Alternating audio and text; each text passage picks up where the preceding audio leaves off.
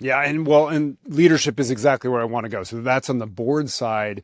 The other really interesting thing that I thought Walter told us was that the board, right, picked an interim president at Ursuline, someone who was the former president and President King, whose explicit, going back, his explicit mission is effectively to shepherd this merger. And I think it's so interesting because then you have a president who's not sitting there thinking about my legacy of, continuing this institution on independently, but is instead really a steward of its past resources and synonymous with success is, do I get this merger done? It seems like a very clever orientation for a president coming in, so that it's like super clear on what success is, and it's not independent survival in this case.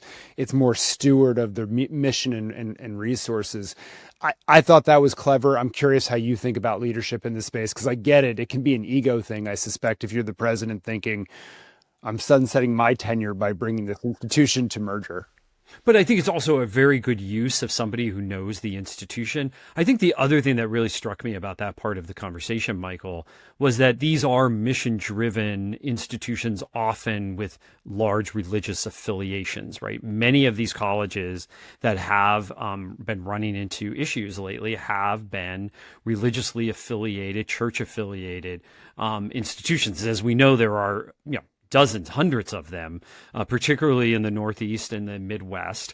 And that's another kind of filter to put through this. That's another issue often, perhaps even a hurdle to get these through, because it's going to be much more difficult to do that given their affiliations with churches or different orders and something. And that's something that, to be honest with you, I kind of got when we were talking about the Ohio merger, but this is something that really came home to me when Walter was talking about it, because this may be a bigger issue going forward with trying to bring institutions together, especially in similar geographies.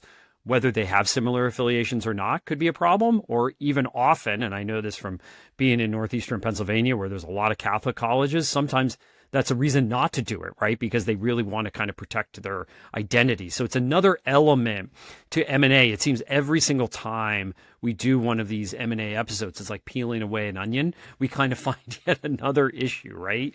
Yep. Oh my God, this is another reason why this is not going to happen in higher ed the way we think it should. All right. Well, speaking of things that